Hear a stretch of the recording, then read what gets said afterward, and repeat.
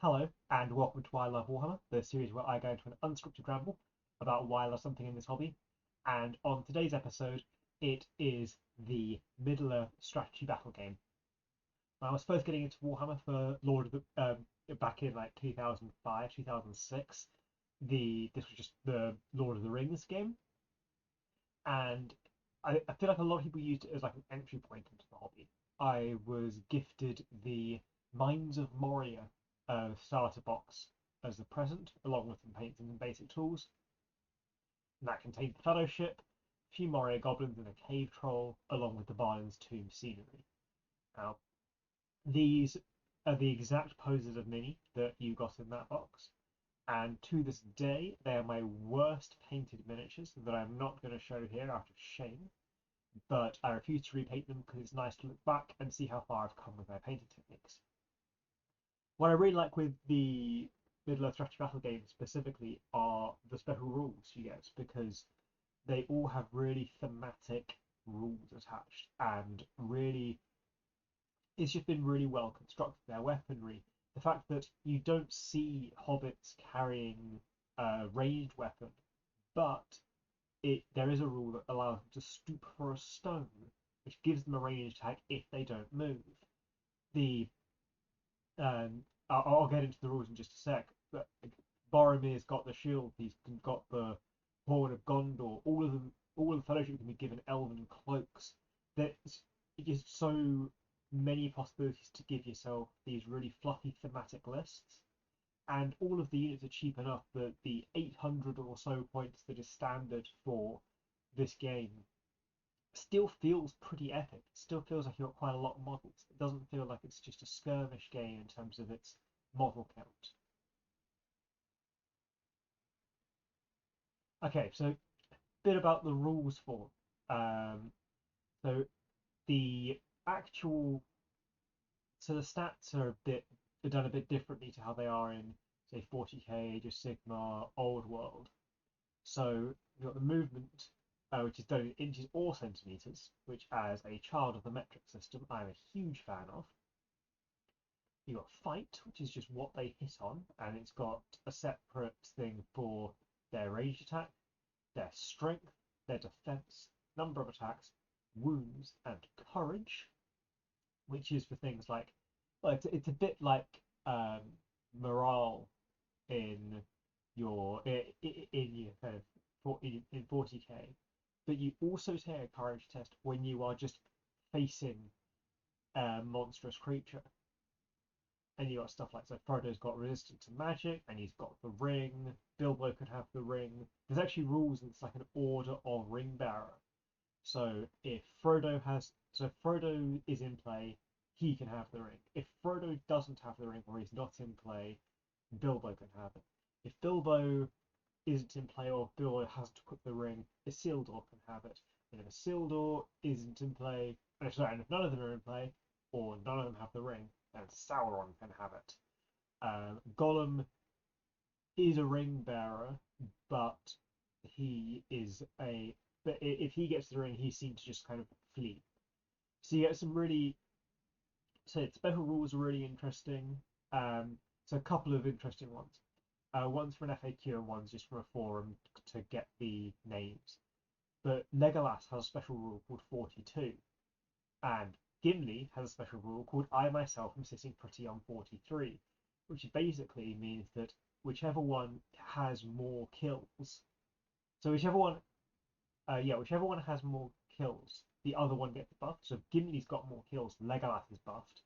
If Legolas has more kills, Gimli gets the buff. It's brilliant. And then other things like if you have Gollum, if you've got Frodo and Gollum in your force, Gollum is notionally on the side of good, if because you're fighting as a good army, and but he has to stay within a certain distance of Frodo, and if Frodo is slain, Gollum is viewed as having just nabbed the ring and napped off. He counts as slain. Same for uh, Tom Bombadil and Goldberry, who so there's a thing in this game called the zone of. I'm going to go back to a slide with some characters. There's a thing in this game called the zone of a zone of influence, which is a 1 inch or 2 centimeter circle around your character's base, and that's where they can be engaged in melee combat and stuff like that. Tom Bombadil and Goldberry have a rule that says if they can choose whether or not anything enters their zone of influence or not, be that a magical attack, a ranged attack, an enemy, no matter what it is, they can choose if it enters their zone of influence or not. But the catch is that if they are the only models left in your force, they just wander off into the forest and count as slain when in terms of assigning victory points, which I think is a really interesting rule set, and it just means the games are both tactical and fluffy. It's the Lord of the Rings. It's a narrative game. You're telling the story that Tolkien told with a few what ifs in the middle, right? It's glorious. But yeah, that's a bit about some of the rules, and then yeah, they standardized the names of rules long before 40k started doing the same thing. Yeah, the Balrog. This was my pride and joy. I did a short about it one time for YouTube, and my paint job was atrocious. My wings are glued on backwards, and I glued the left and right wings together. So I glued the left and right wings to the wrong side. I was took Faramir's horse, put up in the base, but the Balrog is just an awesome model, awe-inspiring. It felt huge at the time. It still feels a bit huge now, but scale creep is a thing. The whip versus sword options are really interesting. The pose is really dynamic. They just really captured what the movies did with the Balrog, and that scenic base is beautiful as well. The fire effect is phenomenal, and yeah, it's just a really good monstrous creature to have in your force. I think what the rule manual I had back, yeah, in the mid 2000s had this about 350 points, which yeah, so a good like half your force would be just the Balrog, which considering that in the world of Middle Earth, it's like a low-level angel. It's like on the same level as Gandalf and Saruman and Sauron. Yeah, it should be about half your force. I'm surprised Gandalf doesn't cost more. Although, again, lore reasons for that. Beastlinks. When these first, I remember these guys being just metal models, and then and then eventually they made them into plastic. I went down to, it wasn't my local games workshop, but it was one somewhat nearby, which was doing a tutorial on how to paint. So I ended up with one, and my dad got one, which I then obtained because he wasn't so interested. At the time, they were my best painted models because I was there with an in-store tutorial. I think these guys are really cool. I love how uniform and regimented they are. I love the helmets. It means you don't have to paint as much skin tone, which is nice for me. I think they're just really beautiful. The armor's phenomenal. The reds in the clothing are beautiful. The spears, swords, shields, bows are phenomenal looking. I love these guys, and I have routinely made kind of fantasy lists for these slings. I just think they're really cool. I expanded them a lot, and they expanded them into stuff that was not even referenced in the films or books, but I think it does make for a more rounded force. I think they're very interesting. I think that they're one of the ones who are ultimately really fascinating. Dead Marsh Spectres. This was another one I got and was really happy about. Again, it's just like a little bit part from the film that they made into a full model. I've got no idea how you'd use these things in play, but I think they're really cool. For the three I've got, what I did was I painted them. I did the undercoat in black, and then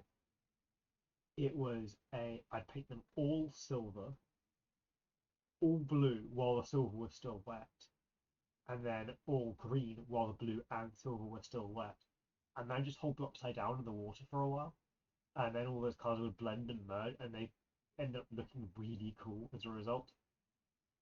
So yeah, deeply happy with these being in the game and such fun memories associated with them. Shilo's Lair. I think this is made of fine cast resin now, but this was metal back in the day and necessitated pinning stuff in place because those legs were everywhere. Just a really interesting scene to be able to reconstruct. A really I mean, the Samwise sculpt hasn't aged too well, but the Shilo sculpt is still beautiful. Games Workshop really know how to sculpt spiders. And yeah, I know Shilo's not technically a spider, but it looks like a spider in this game. And I think that it's just a really powerful pose. They really just knocked it out of the park with this one. Again, it's Mordor force, but if you've got Shelob and Sauron, that's your army basically. And I remember there was an article back in a White Dwarf way back when about someone who read the books and got the complete wrong end of the stick with what Shelob looked like and painted them this kind of pallid, pasty flesh colour, which was somehow even more horrifying. Okay, the Nazgul. This was one I got. I got this box when I was getting back into the game about 2018-ish. Just really cool visualization of those early ring wraiths from Fellowship. They did more detail sculpts of them. They get on their horses and on the fell beasts, those dragon things that they ride.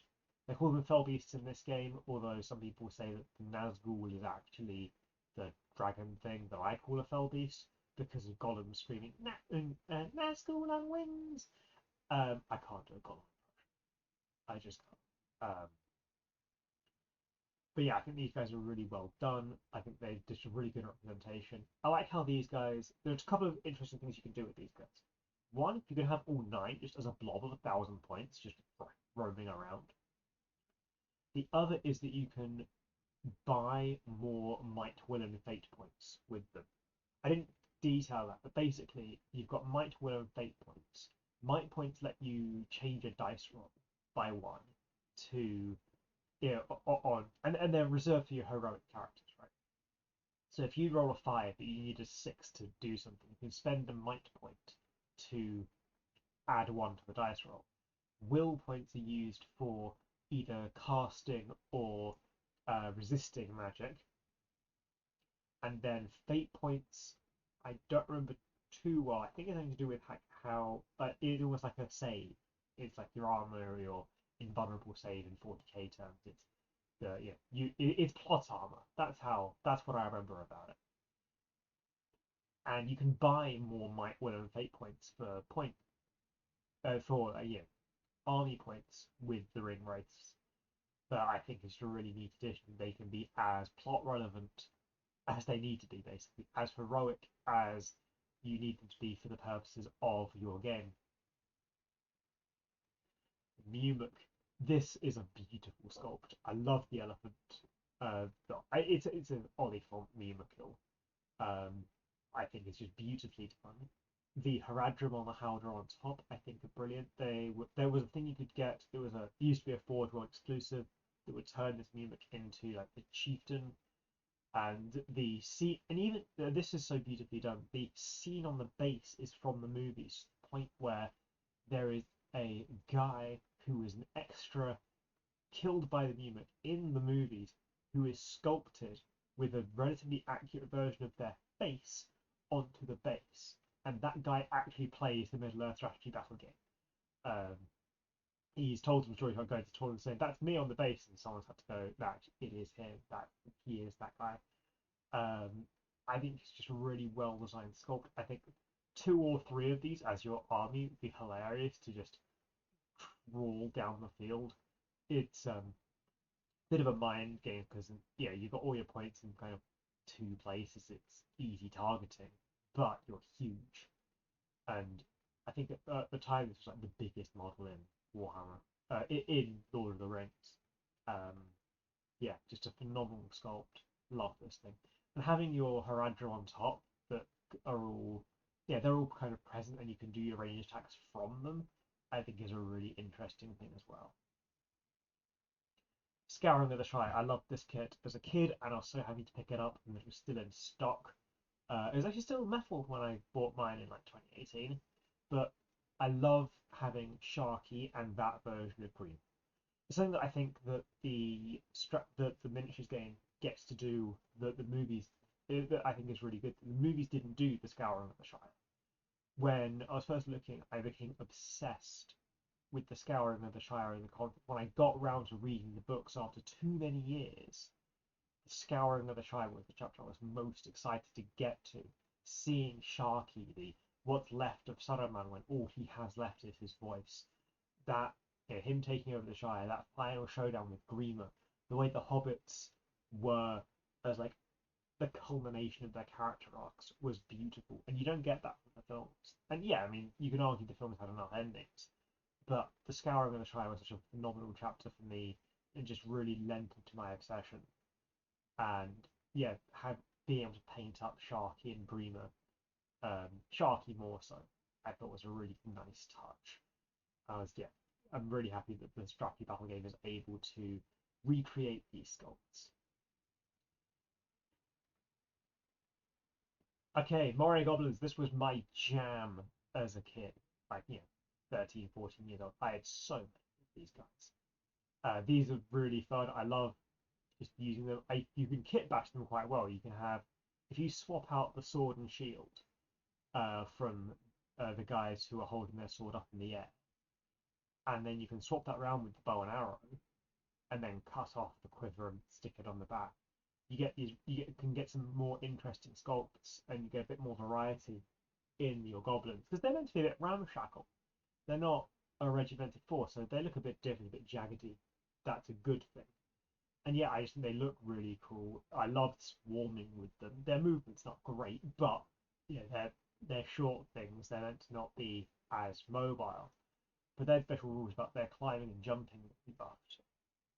So yeah, I love the Mario Goblins. They were just so cool to me. They used to come in boxes of like 25 or something. It was brilliant. Khazad again, seeing Dwarf Warriors in a Lord of the Rings game when the films and books basically the films maybe showed three, I think, Gimli and maybe a couple of others at the Council of Elrond, and the books don't detail that many more. But they do mention in the appendices that the dwarves were fighting, and the East. I think they were fighting the Easterlings a lot. The men of Rhûn and Khan. So seeing the Khazad like this is really cool. Again, it's visualizing stuff that wasn't in the movies in the game. And I think these guys have done really well. I love the armor. I love these helmets. And again, they all wield axes, which I'm very happy about. Treebeard. This was a beautiful Treebeard sculpt. I think it really captures the essence of the character. I've not put on the other end sculpt they have here because Treebeard is a far better sculpt. I like having Merry and Pippin on top, be able to throw stones. That's really cool. And again, he's this giant monstrous creature, but I think he's got special rules that make him special as an Ent, which is really interesting. And yeah, they really captured the essence well. The eagles, because Treebeard and eagles are monstrous creatures that force your opponent to take courage tests. Really well done. Games Workshop have always been brilliant at sculpting feathers. And yeah, these guys can be in your force. You can have Gwar here, Lord of the Eagles, as your leader, and then these guys follow. It's just a really beautiful pair of sculpts, and yeah, brilliant that you can have them in your list. I think there's a rule called the Eagles are coming that gives them some kind of buff. Warriors: The Last Alliance, again, really well made, and yeah, archers. You got the swordsmen. You got the men of Numenor. There's actually a rule about volley fire in Middle Earth, which means that if you can like fire off more shots with a group of archers if you're willing to reduce the accuracy. But I think again, really fluffy and thematic. These guys appeared in like the 5 minutes or so in the very beginning of Fellowship. They are set. These guys are thousands of years displaced from the events of Lord of the Rings, but they're sculpted brilliantly accurately, and you can use them in your force, and they are fun. Tom Bombadil and Goldberry. Again, I've got a pair of these two. Ended up going into a Warhammer shop to ask for the yellow for the boots. Had some fun chats about what skin tone meant, about what I meant by skin tone, and again, really good set of models. They've got I talked about their rule about the zone of influence and the fact that they're basically untouchable. Really interesting models. Really nice that they're in this game because again they're in the books and they're in like two chapters of the book. Well, Goller is only in one chapter. Tom Bombadil was in two chapters, and then Tolkien wrote a book about the adventures of Tom Bombadil before he'd written The Lord of the Rings. And yeah, it's just nice to be able to kind of mosey down the field singing the Tom Bombadil song. Army of the Dead.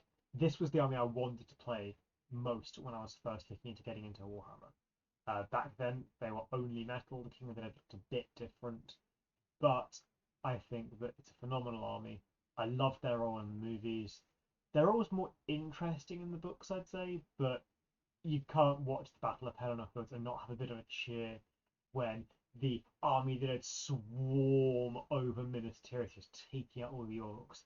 Deus Ex Machina or no, it's an amazing scene, and all the stuff with the army that is just phenomenal. And these guys are really cool sculpts. I love the painting. I love the paint job on them. Yeah, it's not aged that well because paint techniques have gotten better, but again, I think they're just really well done and really happy to have them in the game. They're so expanded in the game. There are riders as well, but yeah, having these guys in the game is really cool. I've actually got some of these on back order. It's yeah, I've ordered them. I'm waiting for them to come in the post, and when they do arrive, I'll be talking about them on a video. I've got a really clickbaity title for it, but yeah, that'll come when it comes. But yeah, the army that they were like my first love for Warhammer. Even they weren't my first army. They're actually due to be my 14th army, maybe 15th, depending on how you want to count it. But they were the first army I wanted. The army of my dreams was the army of the dead of Dunharrow. Smaug. I love how with Smaug, they basically said, look, you can run Smaug if you want. It's one of the most, but it is your entire army. You run Smaug, you run nothing. It's a really well made sculpt. It's huge. There's a tiny Bilbo on there as well. Board of gold, really well made.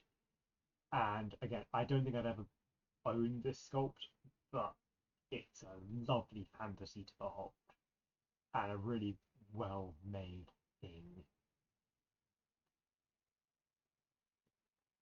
Spiders of Mirkwood, again, I think these guys are really cool. And yeah, they're really cool bases. I love the Spider Queen looking really horrifying. Games Workshop know how to sculpt spiders. They just do.